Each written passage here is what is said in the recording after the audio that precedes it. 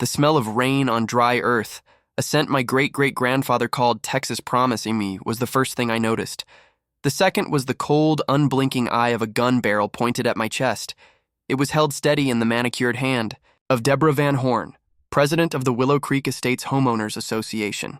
Her silver Lexus SUV, still purring, had kicked up a cloud of white caliche dust that settled over my grandmother's antique rose bushes, the ones that had bloomed for a century without needing a single permit. "The bylaws are clear, Mr. Crockett," she said, her voice as crisp and sterile as a newly printed invoice. It was a voice that belonged in a gated community clubhouse, not here, not on land that had been in my family since Ulysses S. Grant was in the White House. "The architectural committee has denied your application for the new barn. The existing structure is non-compliant. It will be demolished. And this," she gestured with the gun, a tiny, terrifying motion, "this unsightly junk will be removed." She was referring to my grandfather's 1952 Ford Ferguson tractor, a rusting, beautiful monument to a lifetime of work. To me, it was a statue. To her, it was a violation of Article 7, subsection D, visible storage of non-operational vehicles. I didn't raise my hands. I didn't flinch. A strange calm settled over me, the kind I hadn't felt since my last tour in Afghanistan, where the air was also thick with the metallic scent of danger. My own .30-30 Winchester was leaning against the porch rail, 5 feet away. A lifetime of hunting and military service had drilled into me that you never ever draw on a drawn weapon, unless you intend to use it. This wasn't that kind of fight. Not yet. "Deborah," I said, my voice low and steady, betraying none of the volcano erupting inside me. "You need to put that down before you do something we'll all regret. This isn't a board meeting. This is my home." Her smile was a thin, bloodless line. "This is a board meeting, and you are in violation. This is my duty. Now sign this voluntary compliance agreement, or I will be forced to escalate." She thrust a clipboard toward me with her free hand. The paper was crisp, official, the threat of a lien, fines accruing daily, eventual foreclosure. All over a barn to house horses for a therapeutic riding program for veterans, a program my late brother had asked me to start. The hypocrisy choked me worse than the dust. Everyone in Willow Creek knew Deborah's historic gazebo, prominently featured in the HOA's promotional materials, had been built without a single permit, on a wetland easement that was strictly protected.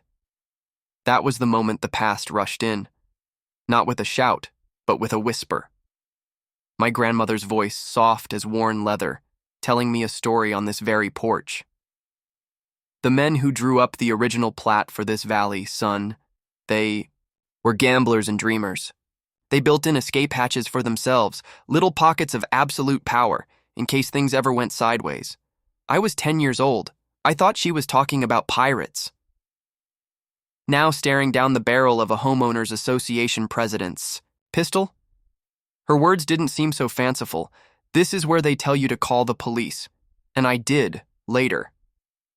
But in that suspended second, with the gun between us and the weight of 5 generations at my back, I knew the law moved slower than a bullet. This war wouldn't be won with a 911 call. It would be won with a piece of paper far older and more powerful than the one on her clipboard.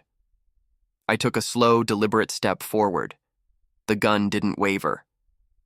"My great-great-grandfather, Elijah Crockett, bought this land from the Republic of Texas," I said, my eyes locked on hers. "He fought Comanche raiders, drought, and bankruptcy to keep it. He didn't do that so some woman from Houston in a $300 blouse could show up and threaten his kin over the color of a goddamn barn." The air crackled. A mockingbird, undisturbed by the human insanity, sang from the live oak behind her.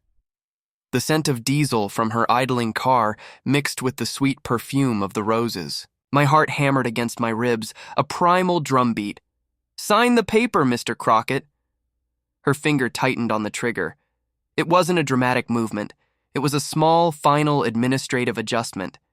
And I knew, with a certainty that felt like fate, that she was capable of it.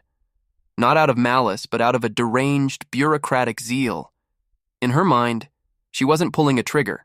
She was enforcing a bylaw. "All right," I said softly. I reached for the pen. It started with a letter. Isn't that how it always starts? A polite yet firm missive on crisp HOA letterhead. Dear Resident, it has come to the attention of the Architectural Review Committee that the proposed north barn structure, as submitted on Plot C7 of the Crockett Ranch property, does not conform to the community's rustic heritage aesthetic guidelines, specifically as it pertains to the use of corrugated metal roofing. I'd laughed when I got it, laughed and tossed it on the pile of mail on my kitchen table, next to a half-drunk cup of coffee and a spur I'd been cleaning. The rustic heritage aesthetic. The irony was so thick you could chew it. Our community was my 200-acre ranch and the 12 sprawling McMansions of the Willow Creek Estate subdivision that had been carved out of my family's western parcel and sold off by my cash-strapped father in the 90s. They got their rustic heritage view. I got property taxes. My name is Sam Crockett, 42 years old, former Army Ranger, current rancher, struggling to keep a promise I made to my father on his deathbed to never let the core of the land go. The land was my sanity after I came back from overseas. The quiet rhythms of breeding quarter horses and mending fences, a balm on a soul that had seen too much noise. My closest neighbors were a quarter-mile away, but thanks to the HOA covenants my father had signed to get top dollar for the plots, they had a say in everything I did. Deborah Van Horn was their queen. A woman in her late 50s with the sleek, predatory grace of a real estate shark and a smile that never reached her eyes. Her house was the largest on the cul-de-sac, a grotesque monument to Tuscan villa architecture plopped down in the Texas Hill Country, complete with a fountain featuring a cherub perpetually pissing into a basin. She'd first introduced herself with a basket of "Welcome to the Neighborhood" muffins. The card tucked inside listed 7 bylaws I was already in violation of, including unapproved native landscaping, the bluebonnets that grew wild by the creek, and non-standard livestock containment, my wooden fences, which had stood since the 1940s. The barn was the last straw. It was for the program, for the vets. I'd submitted the plans, paid the exorbitant review fee, and waited. The denial was expected. The next step was a hearing. The hearing was held in the Willow Creek Clubhouse, a building that smelled aggressively of chlorine from the adjacent pool and lemon-scented disinfectant. A long, polished table sat at the front, behind which Deborah and her 2 sycophants, Bill and Marjorie, were enthroned. Bill was a retired insurance adjuster who loved procedure more than life itself. Marjorie was a brittle woman whose only joy seemed to be pointing out the faults of others. I stood before them like a supplicant. "Mr. Crockett," Deborah began, peering over her designer glasses. "This barn, it's simply too industrial." "It's a horse barn, ma'am," I said, keeping my voice even. "It needs to be functional." "Function cannot come at the expense of form," Marjorie chirped. "The corrugated metal roof is expressly forbidden. We envision a shake shingle roof, cedar, to blend with the natural environment. A shake shingle roof on a structure that would house a ton of hay? It was a fire hazard of epic proportions. It would also triple the cost. The natural environment is my ranch, I said, a edge creeping into my voice. The one that was here before this clubhouse was a glimmer in a developer's eye. Deborah's smile tightened. We are all stewards of this community's shared vision, Sam. May I call you Sam? Your family's decision to sell parcels for Willow Creek Estates was a commitment to that vision. Now, about the tractor by your equipment shed, and so it went. For 45 minutes, the tractor. The excessive number of my pickup trucks, all operational, all used for ranch work. The unauthorized gravel of my driveway.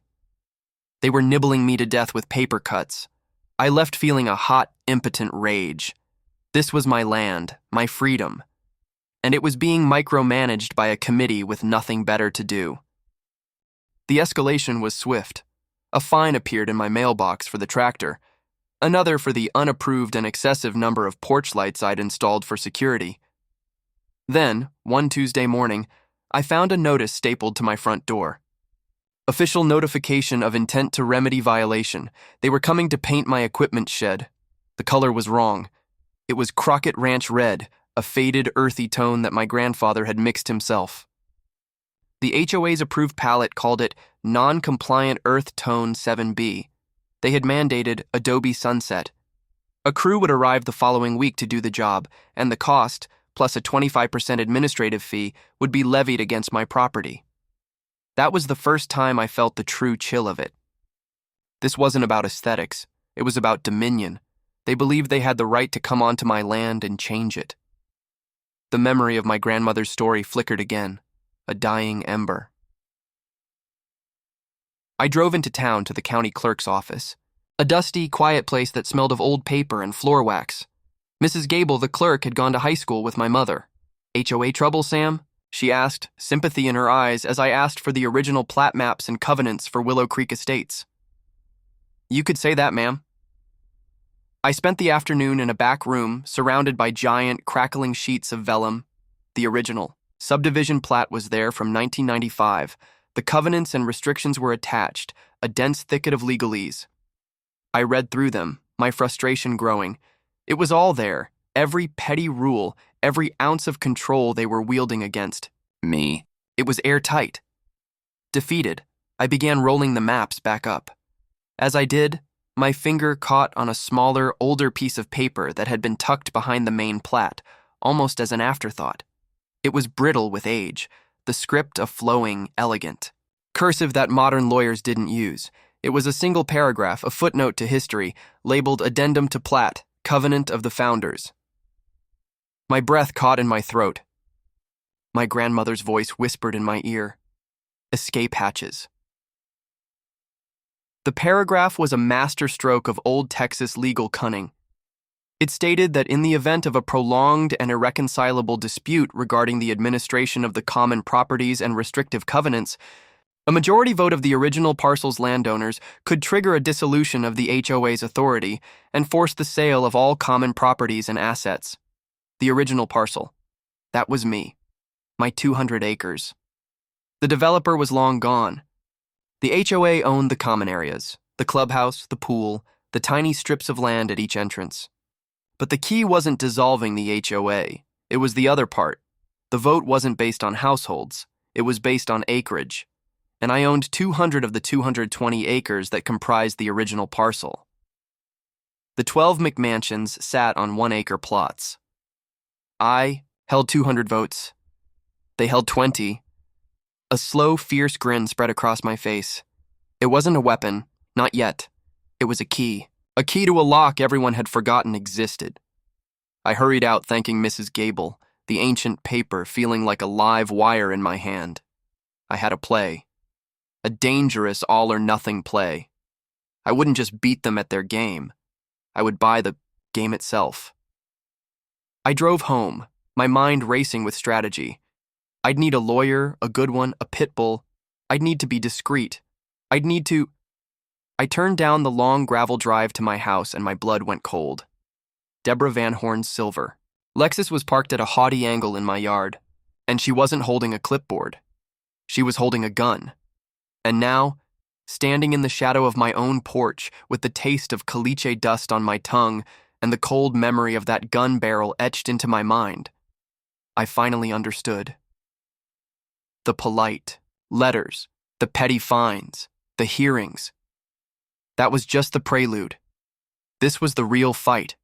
She wasn't just a bureaucrat. She was a true believer, and true believers are the most dangerous kind. They don't see a man defending his home. They see a violation to be corrected. My hand closed around the pen. I glanced at the compliance agreement, then passed her to the live oak tree where a weathered piece of horseshoe nailed to the trunk by my grandfather for luck was still holding fast. I looked back at her, at the terrifying, righteous certainty in her eyes. I knew what I had to do. I had to sign. But not for the reasons she thought. Where are you watching from? Comment your city right now, because what happened next was legal. It was ruthless, and it started with my name on that dotted line. This HOA takedown is about to blow your mind. The pen felt alien in my hand, a sleek, cold instrument of surrender. Deborah's eyes, the color of a winter sky, watched my every move, the gun in her other hand never wavering. The world had narrowed, to the point of that barrel and the dotted line on the clipboard. The smell of her perfume, something cloying and expensive, fought with the honest sense of my land, horse sweat, hay, and rain-soaked cedar. I could hear the faint, idle purr of her Lexus's engine, a sound of suburban entitlement that had no business here. I signed, Samuel J. Crockett. The signature was a jagged scrawl, nothing like my own. It was the signature of a man pushed to the brink, playing a part. A smile, thin and victorious, touched Deborah's lips. She lowered the gun, not with embarrassment, but with the satisfaction of a job well done. A wise decision. The committee will be pleased with your compliance. Expect the work crew on Monday. She tucked the clipboard under her arm, the pistol now held casually at her side as if it were a purse. She turned without another word, walked back to her spotless car and drove away, leaving me standing in the cloud of dust she'd kicked up. The rage was a physical thing, a fire in my gut that threatened to consume me. I wanted to put my fist through the porch post. I wanted to scream until my voice gave out. But a deeper instinct, honed in years of combat, took over.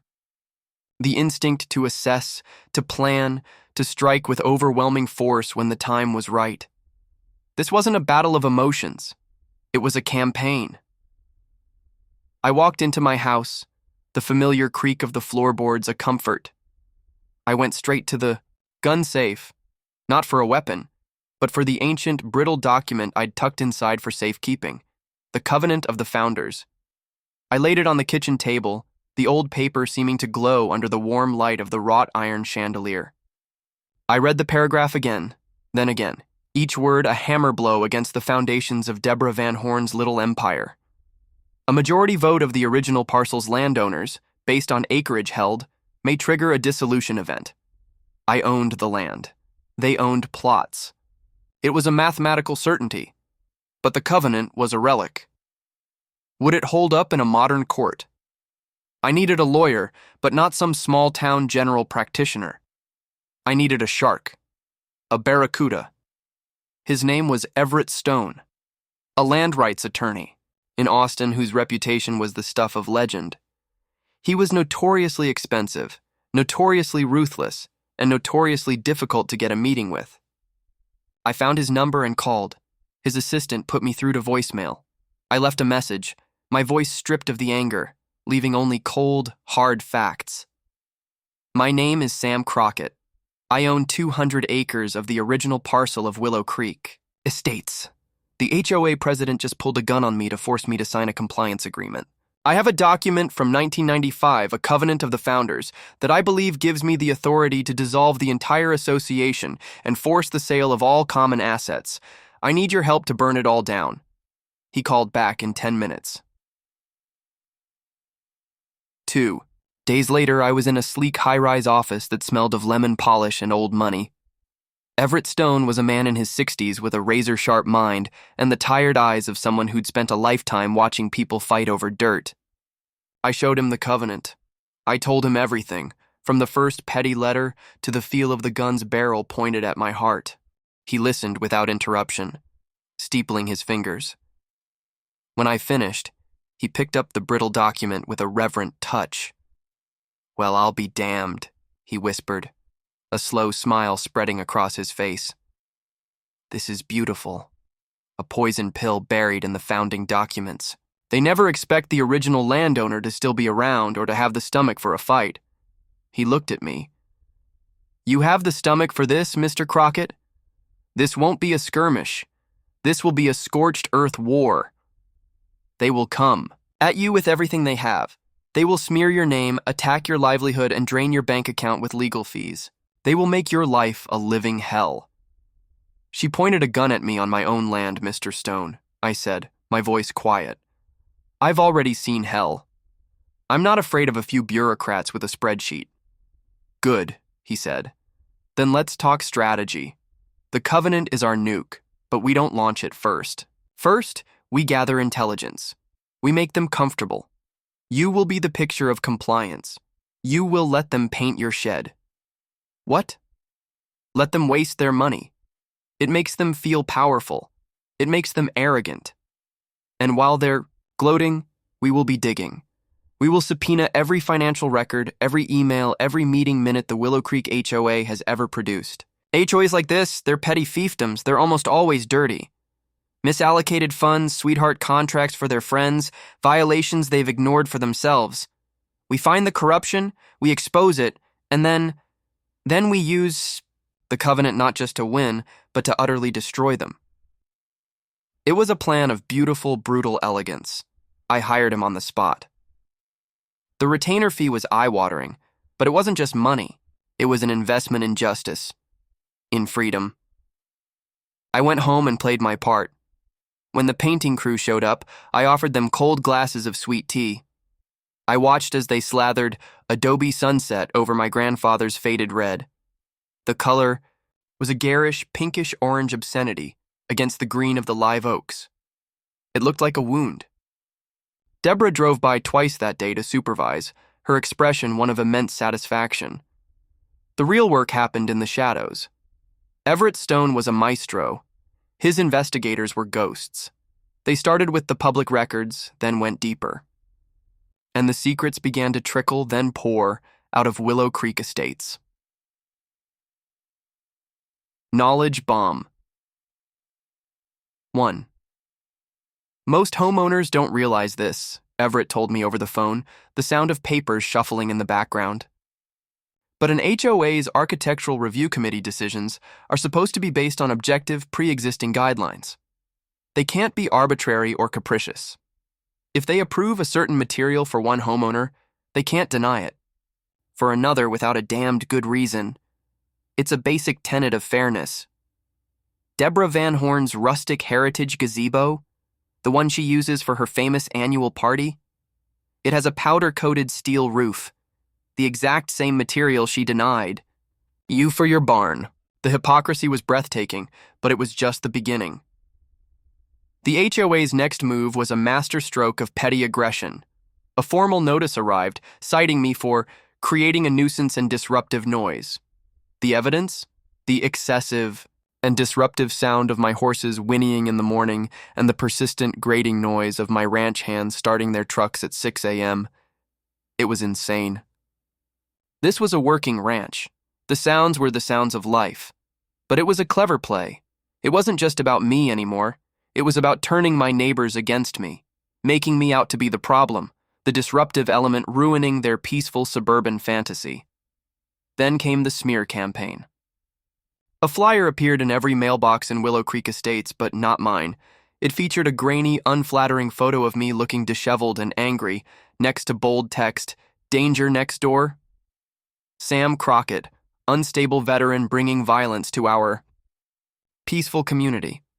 It mentioned the noise nuisance, heavily implied I was a drunk, and warned residents to keep their children and pets away from the perimeter fence. The betrayal was a physical blow.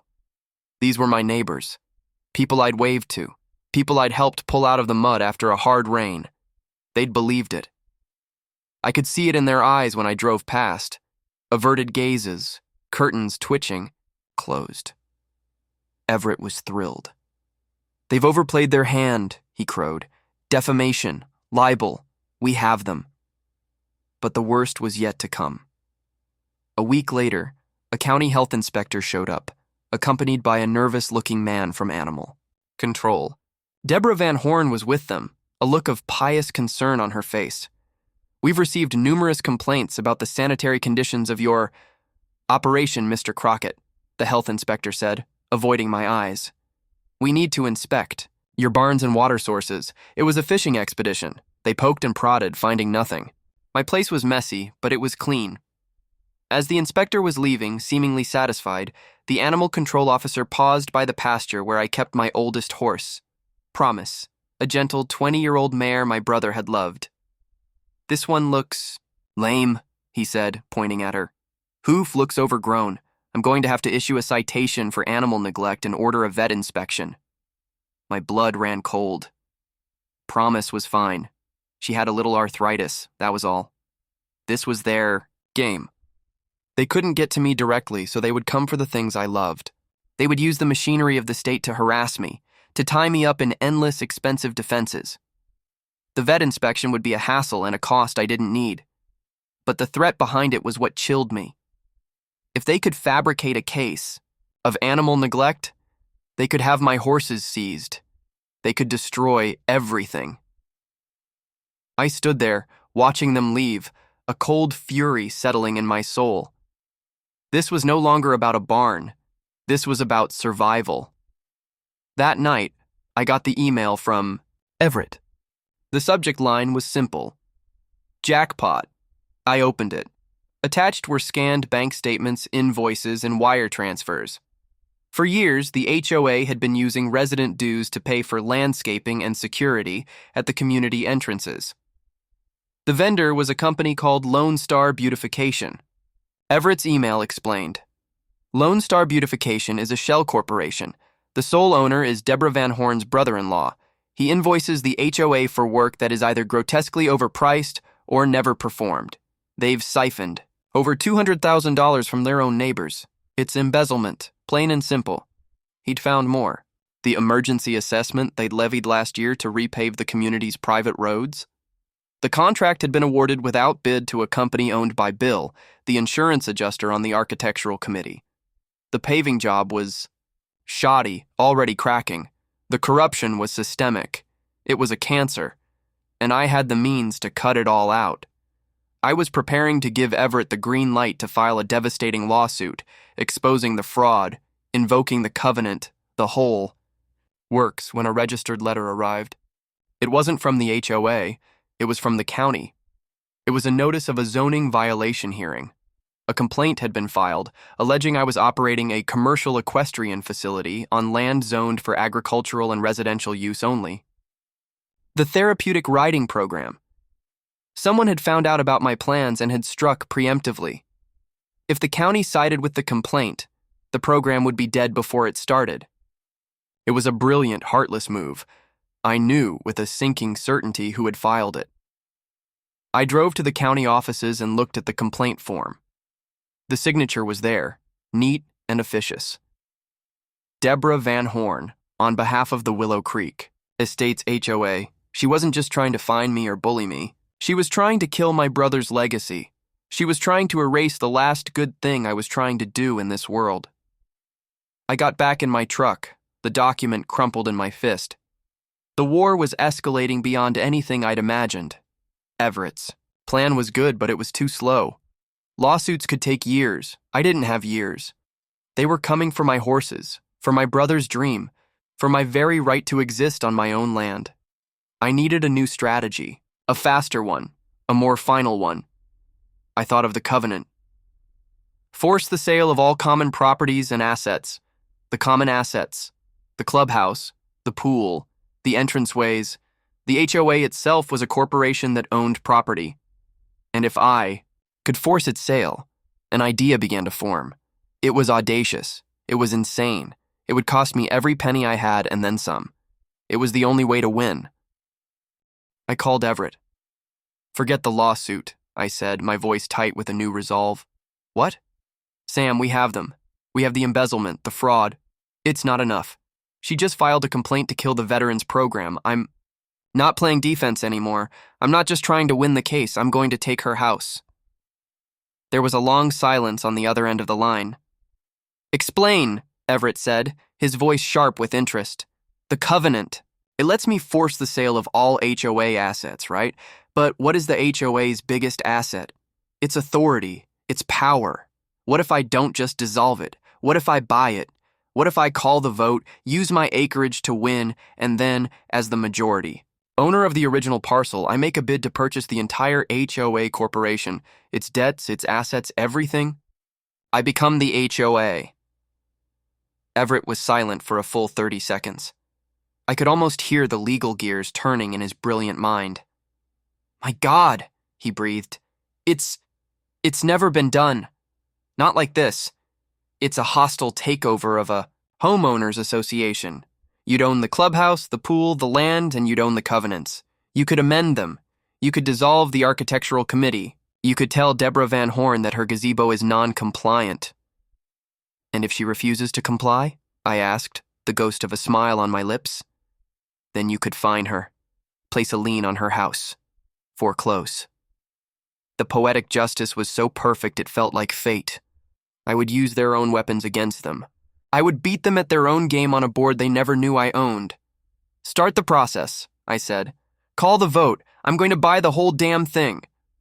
The plan was set in motion. The letters went out to every landowner citing the ancient covenant and calling for a vote on the dissolution of the HOA's governing power. The reaction from Willow Creek was immediate and vicious. Deborah's reign was built on a foundation of fear and gossip, and she wielded both like a scalpel. Flyers accused me of trying to destroy property values and create a lawless compound. My service record was dragged through the mud again, this time with whispers of PTSD-fueled instability. But I had the votes. The math was undeniable. The hearing for the vote was set for the following Tuesday at the clubhouse. The night before the hearing, I was checking the fences along the creek when I saw headlights cutting through the darkness. It wasn't a neighbor. The engine was too loud, a diesel rumble. It was a truck idling on the county road just beyond my property line. Then another, and another. I felt a prickle on the back of my neck. This wasn't a social call. I slipped into the shadows of the barn, my heart hammering. I saw figures moving in the darkness. The sharp metallic sound of a bolt cutter echoed across the quiet land. They weren't here to deliver a letter. They were here to send a message. The first scream tore through the night. A horse, terrified, in pain. They were in the pastures. What would you have done in my place? Would you have called the police? Would you have run into the house for a gun? Or would you have done what I did? Because in that moment, hearing the sound of my animals in terror, something in me broke. Something in me snapped. The war was no longer about bylaws or property. It was primal. This wasn't just an HOA bully anymore. This was a declaration of total war. And they had just made a catastrophic mistake. They had come for the horses. Stay with me. The next 60 seconds will show you exactly how a single document can destroy an entire HOA, but what happened next in that dark pasture. That's where I got my payback. The sound wasn't a whinny. It was a shriek of pure animal terror, ripped from the throat of my oldest mare, Promise. It was a sound that bypassed my brain and went straight to the primal core of my being, igniting a fuse of rage that burned away all thought, all strategy, leaving only a white-hot imperative. They are in with the horses. The diesel trucks idled on the road like monstrous watching beasts. Shadows moved with purpose in the moonlit pasture. The metallic snap of a cut fence wire was a gunshot in the quiet night. They weren't just sending a message, they were committing an act of war on the most defenseless things under my care. Didn't run for the house. I didn't run for a gun. I ran straight into the darkness, toward the sound of panic and pounding hooves. My own breath was a ragged saw in my throat, the scent of torn grass and fear thick in the air. I hit the pasture gate and saw them. 3 figures, their faces obscured by hoodies, trying to herd a terrified Promise and 2 other horses toward the open gap in the fence. Beyond the gap was the county road, and beyond that, a steep, rocky ravine. It was a setup. Tragic accident. Horses spooked, broke through a faulty fence, fell to their deaths. They'd even brought the bolt cutters to create the evidence. One of the figures turned, a tire iron in his hand. "Get lost, ranch hand," a gruff voice muttered, mistaking me for an employee. In that fraction of a second, my military training fused with a rancher's fury. This was no longer about lawsuits or covenants. This was close-quarters combat. I closed the distance before he could raise the iron, my movement pure muscle memory. A sharp, disabling strike to the wrist, a cry of pain, the clatter of metal on stone. I used his momentum, throwing him into the second figure. They went down in a tangle of curses. The third man, bigger than the others, dropped the lead rope he was holding and charged me. I could smell the stale beer and cheap cigarettes. On him. This was hired muscle, not a homeowner. I sidestepped, driving my elbow into his kidney as he passed. He grunted, stumbling, but turned with surprising speed, pulling a knife. The blade caught a sliver of moonlight, a tiny, deadly flicker. Time slowed. The world narrowed to the man, the knife, and the pounding of hooves behind me. Promise was rearing, eyes white with terror. He lunged. I parried his knife arm, the move automatic, and drove my forehead into his nose. There was a wet, crunching sound. He screamed, dropping, the knife clutching his face. I didn't stop. I drove a knee into his gut and then swept his legs out from under him. He hit the ground hard and didn't move. The other two were scrambling to their feet, backing away toward their trucks. I stood between them and the horses, my chest heaving, the taste of blood and adrenaline coppery in my mouth. "Tell Deborah," I said, my voice low and shaking with a violence I barely contained, "that the next time she sends men onto my land, I won't be putting them in the dirt. I'll be delivering them to her doorstep. Now get the hell off my property." They fled, dragging their unconscious friend, their trucks roaring off into the night. I stood there trembling, the aftermath of the fight crashing down on me. I turned to the horses. Promise was trembling, a long, shallow cut on her flank where the knife must have grazed her. It was a message, a warning of what could have been. I spent the next hour soothing the animals, patching the cut, and mending the fence with trembling hands. The violation was absolute. They had crossed a line from which there was no return. The vote, the takeover. It was all too civil now, too clean. They had brought a knife to a horse pasture. They had tried to kill a part of my brother's memory. As the sun began to bleed light over the eastern hills, I called Everett Stone. "Change of plans," I said, my voice cold and flat. "We're not waiting for the dissolution vote to play out. We're accelerating everything. And we're adding attempted animal cruelty, trespassing, and assault to the lawsuit. I want them in criminal court, not just civil." "Do you have proof?" Everett asked, his voice grim. "I have a cut on my horse. I have boot prints. And I have a feeling the guy with the broken nose will sing like a canary to avoid an aggravated assault charge once the police start asking questions." I was right. The police investigation, fueled by Everett's relentless pressure, quickly identified the three men. They were low-level enforcers from a nearby town. Faced with the possibility of serious jail time, the one with the broken nose, a man named Roy was more than happy to talk. He gave a full statement, implicating Deborah Van Horn. She had hired them. She had given them the bolt cutters. She had specified the target, the old mare, Promise, my brother's favorite. The criminal charges were filed. The story, which had been a local nuisance, exploded. News vans with their satellite dishes and bright lights lined the county road. HOA president accused of hiring thugs to maim horses was a headline that transcended real estate sections. It was a visceral, emotional story that people understood. The court of public opinion turned against Willow Creek Estates overnight. The day of the dissolution vote arrived. The clubhouse was packed. The air thick with the smell of nervous sweat, cheap coffee, and the cloying scent of Deborah's perfume. Cameras flashed. Reporters whispered in the back. Deborah, Bill, and Marjorie sat at the front table, but their confidence was gone. Deborah's face was a tight, pale mask of fury. The empire was cracking. Everett Stone stood before the assembled homeowners, a predator in a tailored suit. He didn't talk about barn roofs or paint colors. He held up the ancient covenant of the founders.